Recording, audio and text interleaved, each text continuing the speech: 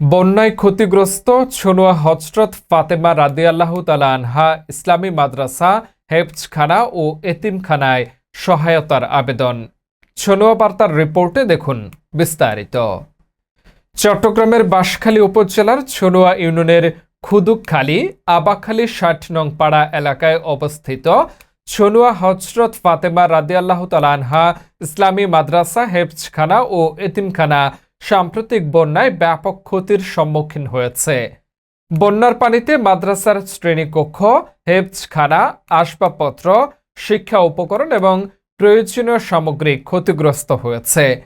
প্রতিকূল অবস্থার মধ্যেও এতিম ও হেফজ বিভাগের শিক্ষার্থীরা কষ্টের মধ্য দিয়ে তাদের পড়াশোনা চালিয়ে যাচ্ছে। প্রতিষ্ঠানটির প্রতিষ্ঠাতা ও পরিচালক মোহাম্মদ আলমগীর জানান, বন্যার ক্ষয়ক্ষতির কারণে মাদ্রাসার কার্যক্রম চালিয়ে নেওয়া অত্যন্ত কঠিন হয়ে পড়েছে। দ্রুত সংস্কার, খাদ্য সামগ্রী, শিক্ষা উপকরণ এবং আর্থিক সহায়তা প্রয়োজন। এলাকাবাসী, সমাজের বিত্তবান ব্যক্তি, প্রবাসী, দানশীল প্রতিষ্ঠান ও মানবিক সংগঠনগুলোর প্রতি আহ্বান জানিয়েছেন যেন তারা এই দিন শিক্ষা প্রতিষ্ঠান এবং এতিম শিক্ষার্থীদের পাশে দাঁড়ান।